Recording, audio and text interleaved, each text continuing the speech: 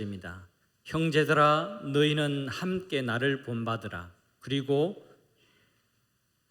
너희가 우리를 본받은 것처럼 그와 같이 행하는 자들을 눈여겨보라.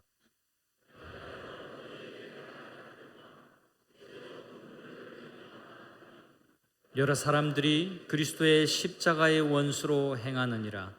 그들의 마침은 멸망이요 그들의 신은 배요 그 영광은 그들의 부끄러움에 있고 땅의 일을 생각하는 자라. 그러나 우리의 시민권은 하늘에 있는지라. 거기로부터 구원하는 자 곧 주 예수 그리스도를 기다리노니 그는 만물을 자기에게 복종하게 하실 수 있는 자의 역사로 우리의 낮은 몸을 자기 영광의 몸의 형체와 같이 변하게 하시리라. 아멘.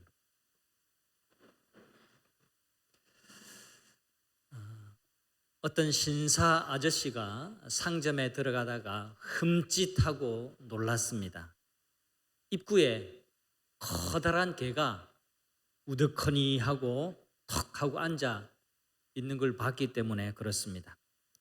그런데 그 옆에 남자아이 한 명, 오늘 우리 노래 불렀던 우리 초등부 친구 정도만 할까요? 우리 남자아이 한 명이 아주 편안하게 앉아가지고 그 옆에서 게임을 막 하고 있었습니다. 남자 신사분이 아이한테 물었습니다. 야, 너희 집 개 괜찮아? 물지 않니? 아이가 게임을 하다가 대답을 했습니다. 네, 우리 집 개는 순해서 물지 않아요. 아저씨가 안심이 되었습니다. 그래서 개를 한번 쓰다듬어 보려고 손을 내밀어서 이렇게 했는데 왕 하고 이렇게 여러분이 놀란 거에 100배로 놀랐습니다. 그 아저씨가 왕 하고 물으니까 얼마나 놀랐겠어요. 기분도 나쁘고 손도 아프고 물렸으니까. 아저씨가 뿔이 나서 아이한테 좀 따져 물었습니다. 원래 어른이 애하고 싸우는 건 아닌데 막 싸우듯이 물었어요. 야, 너희 집 개 순하다며 안 문다며? 애가 대답을 했습니다. 네, 우리 집 개 순해서 안 물어요.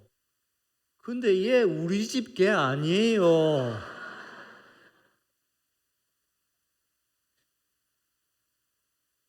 우리 집 개하고 그 옆에 개하고 다른 거죠. 실제로 그 개가 누구의 개인가라는 것은 다른 문제였던 겁니다. 이처럼 교회를 다니는 사람이라는 것하고 하늘 시민으로 살아가는 것하고는 다른 문제일 수가 있는 거예요. 왜 그러냐니까 오늘 말씀도 보세요.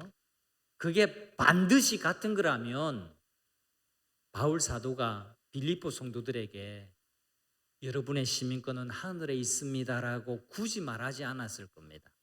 그게 저절로 같아진다면.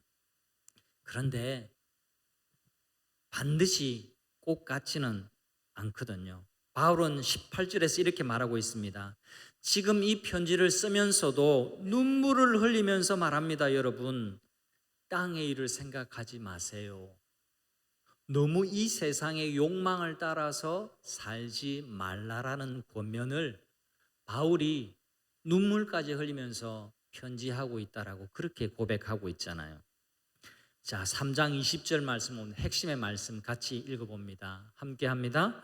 우리의 시민권은 하늘에 있는지라. 아멘. 바울이 빌립보 성도들에게 우리 시민권이 하늘에 있다라고 강조하는 데는 그럴 만한 이유가 있습니다. 로마의 황제 아우구스투스 옥타비아누스가 빌립보 도시를 로마의 핵심 군사 기지로 다 삼았습니다. 지도를 펼치지 않아서 잘 모르시겠지만 로마 도시 옆에 붙어 있는 도시가 빌립보가 아니라 한참을 떨어진 도시입니다. 이 식민 도시였어요. 그래서 빌립보에는 많은 로마 군인들이 주둔을 하고 있었고 제대를 한 퇴역 군인들도 거기 살기 괜찮아서 빌립보에서 많이 살았습니다. 그래서 황제는 이 빌립보 시민들에게 로마의 시민권을 특권으로 주었습니다. 그래서 빌립보 사람들은 우리가 생각하는 대로 이렇게 가까이 있는 진짜 로마 도시는 아니었지만 변두리에 살기는 하지만 우리도 로마 시민이야 라는 긍지와 자부심이 가득했습니다.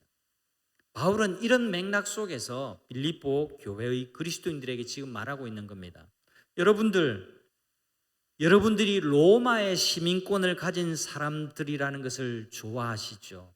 하지만 본질적으로 여러분들은 하늘의 시민권을 가진 자들, 여러분의 시민권은 하늘에 있다라는 것을 잊으시면 안 돼요. 이걸 지금 바울이 강조하고 있는 겁니다. 여러분, 우리도 마찬가지입니다. 여러분, 확신하시고 믿으시기를 바랍니다. 우리 시민권은, 우리가 대한민국 국적의 사람이기는 하지만 우리 시민권은 하늘에 있는 사람들이라는 것을 믿으시기를 바랍니다. 우리는 하늘 시민이에요. 하늘 시민. 자, 그러면 우리가 하늘 시민으로 살아간다라는 것은 무엇을 말하는가? 첫 번째, 천국 공동체의 삶을 이 땅에서부터 누리면서 사는 삶을 말합니다. 우리가 예수님을 믿으면 교회 공동체 안에서 신앙생활을 하는데요, 공동체라는 용어가 약간은 어려운 말이기도 하죠. 더 쉽게 세 글자를 한 글자로 제가 설명해 보겠습니다. 공동체는 몸입니다. 몸. 따라 하실까요? 몸입니다. 공동체는 살아 있어야 합니다. 그래서 몸이라는 겁니다. 여기 보면 보면대가 여러 개 있습니다. 강대상도 큰 게 있고 작은 게 있습니다. 여러 개 있지만 보면대 공동체, 강대상 공동체, 피아노 공동체, 의자 공동체 이렇게 말하지 않습니다. 왜 그럴까요? 많이 있기는 하지만 살아있는 생명체가 아니기 때문에 그래요. 이것들은 생명이 있는 생명체가 아니라 물건이기 때문에 공동체라는 말을 붙이지는 않습니다. 살아있는 것이 공동체가 됩니다. 두 번째는 공동체에는요, 인격을 바탕으로 한 관계를 기초로 합니다. 인격을 바탕으로 한 관계. 살아있다라고 다 공동체가 되는 것은 아니에요. 식물 공동체, 이런 말 혹시 들어보셨나요? 저는 들어본 적이 없습니다. 말 자체가 어색합니다. 우리에게 어색하다라는 것은 그렇게 사용 안 한다라는 말입니다. 동물도 함께 모여 살기도 해요. 양들이 모여 살아요. 그래, 양 공동체, 이런 말 우리가 들어본 적이 없습니다. 늑대도 무리지어 삽니다.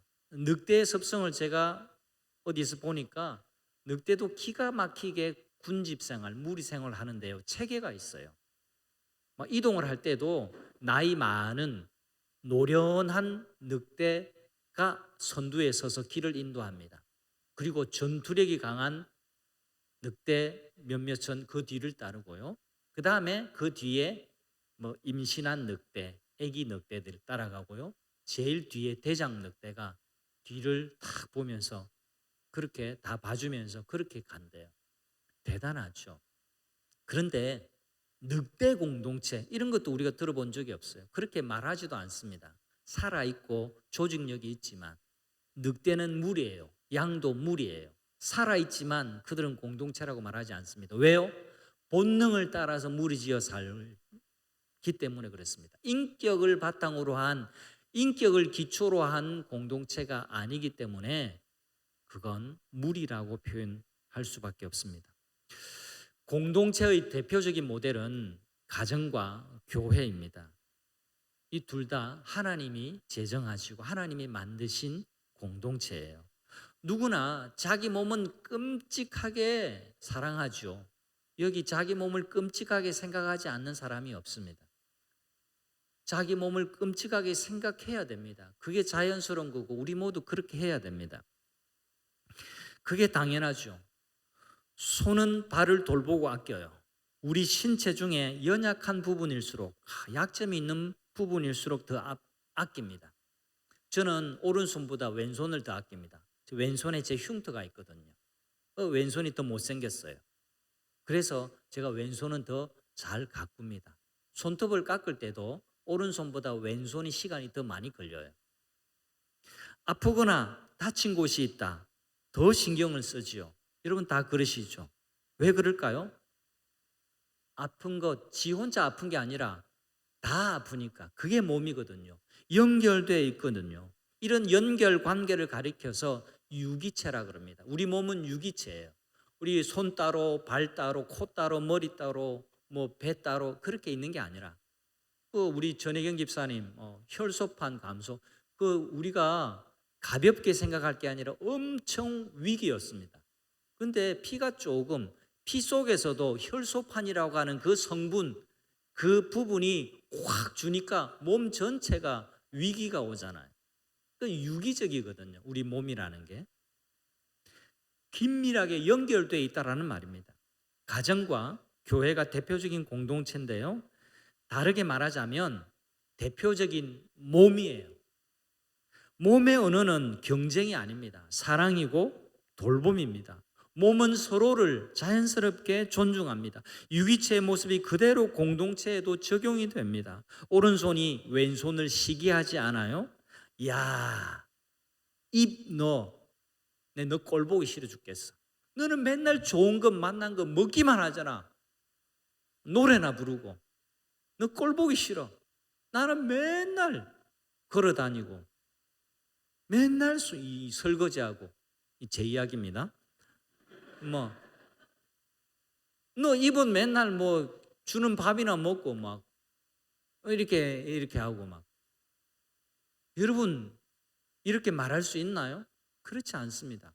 만약 그래가지고 입 미워가지고 나 입 너 맛있는 거 먹는 거 그 꼴 보기 싫어서 나 이제 일 안 해. 안 걸어가. 너 알아서 해. 그러면 온몸이 고생하는 겁니다. 입만 고생하는 게 아니에요. 다 고생하는 겁니다. 다 약해지는 겁니다. 그게 몸이라는 겁니다. 그게 공동체라는 겁니다. 가정과 교회는 다시 말하지만 몸입니다. 공동체입니다. 몸의 언어는 사랑과 섬김, 이해와 용서, 위로와 격려입니다. 우리 전혜경 집사님 그 간증 내용에 다 담지 못한 것, 이 하나님께서 몸도 회복시키시는 일을 하셨지만 가정도 회복시키는 일을 하셨는데요, 그 이후로 얼마나 행복해졌는지 가정이 몰라요. 저는 알아요. 참 많이 화목해지고 더 하나님께서 잘 되게 하는, 잘 되는 일, 축복을 많이 주셨습니다. 여러분 이런 영적인 자양분, 사랑하는 것, 섬김을 베풀고 섬기는 것, 이해하고 이해받는 것, 용서하는 것, 위로하는 것, 격려하는 것, 이런 자양분을 공급받는 곳이 가정이고 교회 공동체입니다. 바울은 17절에서 이렇게 말합니다. 제가 세 번역으로 읽어드릴게요. 여러분 다 함께 나를 본받으십시오. 여러분이 우리를 본받기로 삼은 것과 같이 우리를 본받아서 사는 사람을 눈여겨보십시오. 좀 이따가 풀이하겠습니다. 고린도서 1장 11장 1절, 내가 그리스도를 본받는 자 된 것 같이 너희는 나를 본받는 자가 되라. 조금 전에 9절 다시 한번 보세요. 빌립보 3장 17절, 제가 설명을 다시 할게요. 바울은 그리스도를 본받았다라고 말합니다. 바울의 제자는 바울을 본받았어요. 그리고 바울의 제자들을 누가 본받느냐? 성도들이, 교회 교인들이 이 바울의 제자들 닮았습니다. 그러면 이 성도들을 누가 닮느냐? 새로 믿는 사람들, 이들을 보면서 또 닮아가는 거예요. 이 닮음에, 이 몸의 선순환이 이렇게 이루어지는 겁니다. 여러분, 나도 저렇게 살았으면 좋겠다라고 생각되는 신앙의 지도자와 형제, 자매들이 주변에 있다면 참 행복하게 신앙생활 하는 겁니다. 그런 사람 꼭 찾으시기를 축복합니다. 또 축복할게요. 당신이 바로 그런 사람 되시기를 축복합니다. 네. 우리 주변에 이런 사람들이 많아야 되고 내가 그런 사람들이 되어야 됩니다. 신앙은 머리로 하는 학습이 아니에요. 신앙은 보고 배우는 겁니다. 보고 배우는 것. 따라해 주십시오. 신앙은 보고 배우는 것입니다. 바울 사도가 내가 가르친 것 잘 받아 적어라, 공부해라, 그렇게 말하지 않습니다. 내 제자들이 잘 공부 배웠으니까 내 제자한테 잘 가서 공부하세요, 그렇게 말하지 않습니다. 내가 그리스도를 본받은 것 같이 여러분들도 나를 본받으십시오. 그리고 여러분을 보고 뒤따라오는 사람이 있도록 하십시오. 그렇게 지금 말하고 있습니다. 우리 주변에 이런 사람이 많을 때요, 아, 신앙생활은 이렇게 하는구나, 이렇게 하는 거구나, 이걸 우리가 배우는 겁니다. 아, 하늘 시민으로 살아가는 것이 바로 이런 거구나, 이렇게 서로 배워야 합니다. 겸손한 마음이 있어야 배울 수 있습니다. 서로 세워가고 서로 세움을 받으라고 우리 교회 안에 또 다른 작은 교회인, 교회 안에 교회인 사랑방이 있는 겁니다. 여러분, 사랑방 안에서 오늘의 은혜 나눔과 같은 이 은혜 나눔이 있는 겁니다. 사랑방 안에서 함께 기도하면서 하나님이 살아계시고 하나님이 기도를 반드시 응답해 주신다라는 것을 함께 경험하는 겁니다. 위로받는 겁니다. 격려받는 겁니다. 그게 사랑방의 역할입니다. 우리가 하늘 시민으로 살아간다는 것은요, 두 번째로 하늘의 가치관으로 살아가는 삶입니다. 오늘 말씀 뒤이어서 나오는 4장 6절과 7절의 말씀이 너무너무 중요합니다. 우리 다 같이 한번 읽으면서 또 외우는 분은 암송을 해보십시다. 함께 합니다. 아무것도 염려하지 말고 오직 모든 일에 기도와 간구로 너희 구할 것을 감사함으로 하나님께 아뢰라. 그리하면 모든 지각에 뛰어난 하나님의 평강이 너희 마음과 생각을 지키시리라. 아멘. 염려하지 말고 기도하면 된다. 염려하는 대신에 기도를 선택한다. 이것이 하늘 시민의 가치관이에요. 이것이 하늘 시민이 살아가는 법입니다. 대비되는 삶에 두 가지 방식이 있습니다. 하나의 방식은 염려하는 방식이에요. 뭘 해도 염려하는 겁니다. 뭘 해도 걱정하는 겁니다. 뭘 해도 염려에 휩싸이는 겁니다. 그러나 반대의 삶이 있습니다. 어려움이 있고 고난이 있어도 조금 전에 찬양 가사를 보니까 고난을 감사로 바꿔요. 그렇게 말하더라고요. 여러분, 염려를 기도로 바꾸시기를 바랍니다. 염려하는 삶을 선택하지 말고 기도하는 삶을 선택하시기를 바랍니다. 여러분, 마귀는요, 우리가 염려하는 삶의 방식을 택하도록 늘 부추겨요. 염려는 열심히 하지만 염려라고 하는 것은 열심히 하면 할수록 공허해지는 겁니다. 자동차의 공회전과도 같아요. 연료를 가득 채우고 엔진은 돌리지만 한 걸음도 움직이지 못합니다. 공회전하면. 염려하는 사람은 늘 땅의 일만 생각하기 때문에 하늘의 일을 맛보지 못합니다.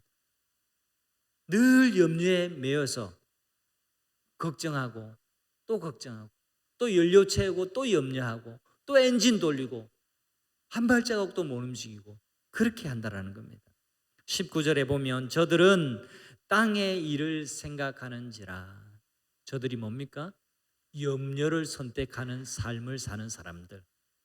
교회 안에 있지만 하늘 시민권을 가졌다라는 생각 없이 늘 이 땅의 것만 추구하는 사람들, 예수님 믿지 않고 이 땅의 일만 생각하는 사람들, 이들을 가리킵니다. 마귀가 사용하는 아주 효과적이고 강력한 무기가 있는데 그게 바로 염려입니다. 예수님 우리에게 염려에서 벗어나라라고 명령하셨어요. 너희들 염려 좀 안 하면 좋을 텐데 이렇게 말씀하시지 않았어요. 염려를 안 하면 좋을 걸 이렇게 말씀하시지 않았습니다. 염려가 가져다 주는 그 폐해가, 그 악영향이 얼마나 큰지 아셨기 때문에 우리 주 예수님은 염려하지 말라라고 명령하셨습니다. 그러므로 내일 일을 위하여 염려하지 말라. 내일 일은 내일이 염려할 것이요 한날의 괴로움은 그날로 족하니라. 그러므로 너희들은 염려하지 말라. 땅에 피는 백합화를 봐라. 하늘에 나는 새를 보아라. 하나님이 다 먹이시고 입히시지 않느냐? 너희는 저 새들보다 귀중하지 않느냐? 저 꽃보다 더 소중하지 않느냐? 하물며 너희일까 보냐? 염려하지 말라.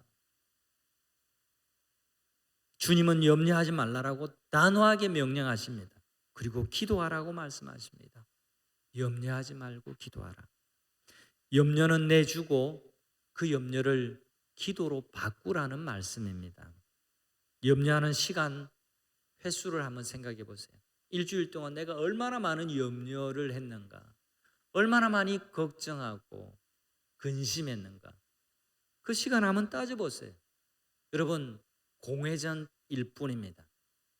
많이 염려한다고 상황이 달라지는 건 아무것도 없습니다. 여러분 아시잖아요. 아는데도 염려해.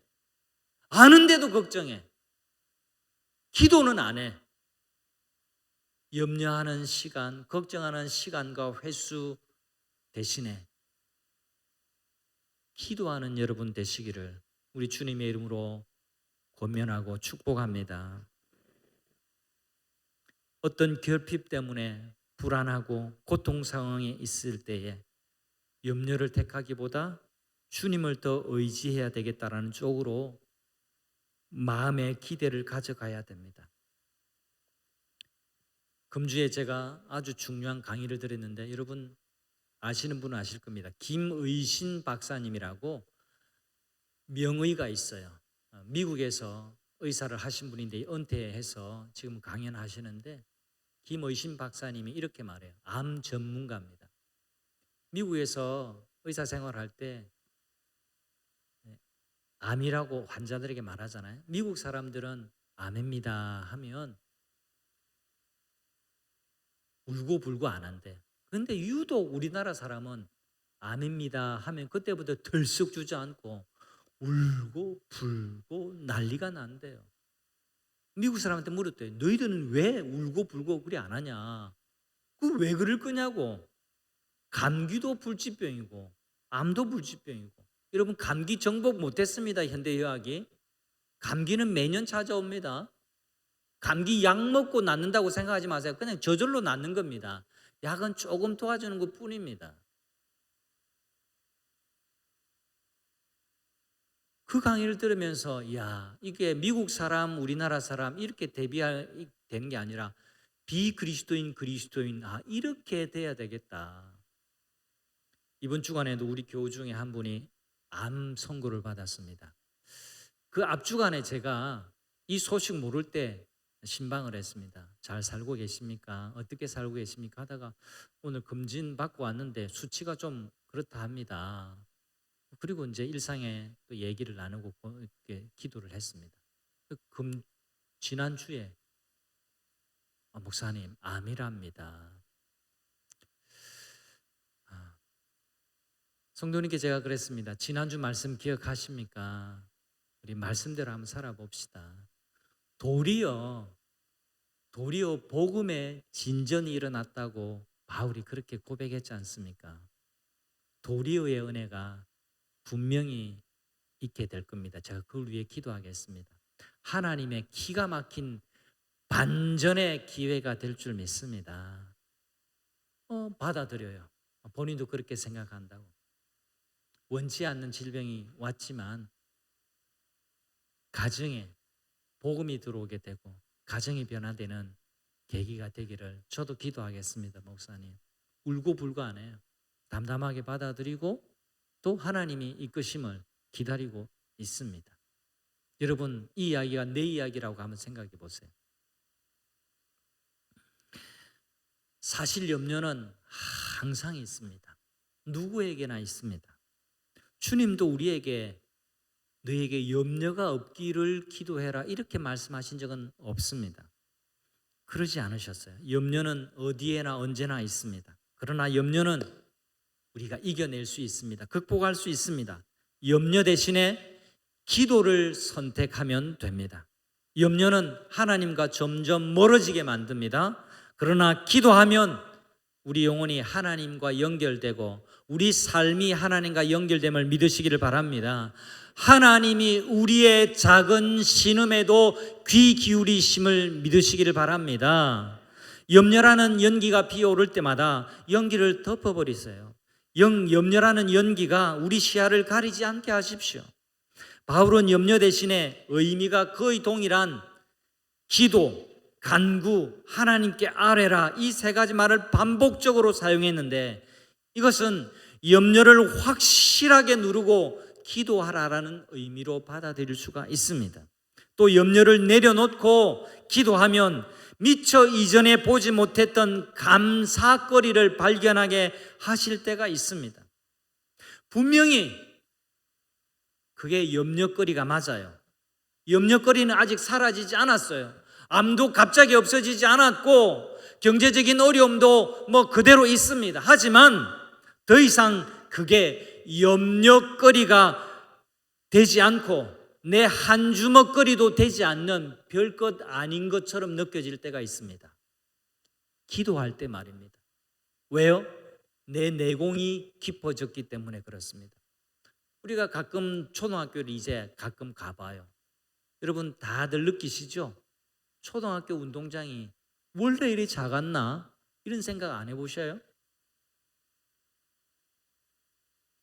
야, 초등학교 운동장 왜 이리 작아? 고향에 가보거나 그냥 가보면 옛날에 내가 놀던 그 큰 운동장이 어디 가고 왜 이리 줄어들었냐 싶은데 줄어든 게 아니에요. 그 운동장 그대로예요. 학교 그대로예요. 달라진 건 내가 자란 거예요. 내가 성장하고 내 용량이 커진 겁니다. 염려 걱정하지 마십시오. 고난 근심하지 마십시오. 내가 커지고 하나님이 내 염려 다 가져가시고 하나님이 내 기도 응답해 주시면 그 염려거리는 내 한 주먹거리 받게 되지 않음을 믿으시고 염려를 택하지 말고 기도를 택한 여러분 되시기를 축복합니다. 여러분 이 한 주간도 결단하십시다. 우리는 이미 하늘의 시민입니다. 이걸 잊지 마십시오. 하늘 시민이 사는 법을 따라 살면 우리는 이미 하늘을 사는 사람이 됩니다. 하나님 나라를 보여주는 사람이 되고 하나님이 어떤 분이신지를 알리는 전도자가 될 것입니다. 하늘의 기쁨, 가장 놀란 하늘의 평강을 맛보고 누리면서 그 비밀을 전하면서 살아가는 모든 성도님들이 되시기를 주님의 이름으로 축원합니다. 다 함께 자리에 일어나셔서 주만 바라볼지라 우리 후렴 믿음으로 다 함께 찬양하겠습니다. 하나님 사랑의 눈으로 하나님